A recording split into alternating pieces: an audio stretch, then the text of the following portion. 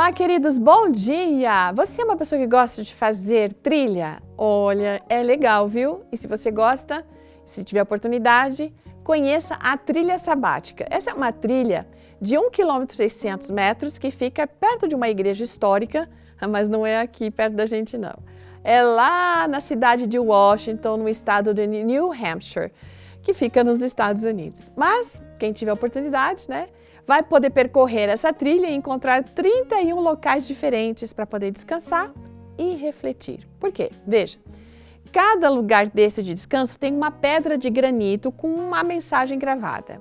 E essas mensagens nas pedras vêm explicando a origem do sábado, né, desde lá da criação e aquilo que vai ocorrer com o sábado quando Cristo Jesus voltar.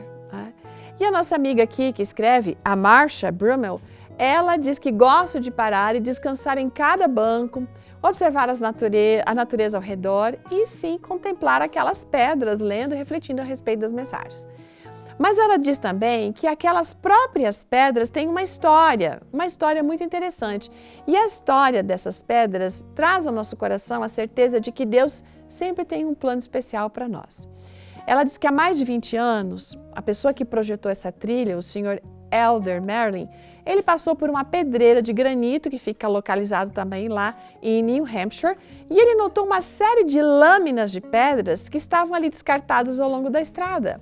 Essas rochas, essas pedras descartadas, elas eram assimétricas, não eram todas iguais, mas todas tinham um lado que era liso, o lado onde elas haviam sido cortadas. Então, de espessuras variadas, enfim, eles não servia mais para a pedreira. Então, o que o proprietário fazia daquela pedreira? Ele vendia aquelas pedras por preços bem baixos, entre 5 e 20 dólares. Né? E então, essas pedras descartadas acabaram se tornando as pedras onde as mensagens do sábado foram gravadas. E elas são o foco principal, na verdade, desta trilha, né, que tem uma beleza muito extraordinária, segundo a autora. Quando ela diz que para pensar um pouco, e a gente também pode avaliar isso, sabe aqueles momentos que a gente se sente meio esquecida? A gente poderia se lembrar da história dessas pedras. Porque essas pedras foram largadas, foram deixadas de lado depois de coletadas, né? Estavam ali, mas elas foram resgatadas e se transformaram numa linda obra-prima no meio de uma floresta. Então, sabe, a gente precisa se lembrar que a gente tem um projetista, que é nosso Deus. E olhar para você, olhar para mim. E Ele tem um plano para a nossa vida. Muito embora a gente às vezes possa sentir que as pessoas não nos valorizam, que estamos deixados de lado, enfim. A gente precisa ter isso bem ciente que o Senhor também pode nos tornar pessoas melhores. Temos aquele aspecto um pouco mais árido, enfim, Ele pode nos moldar.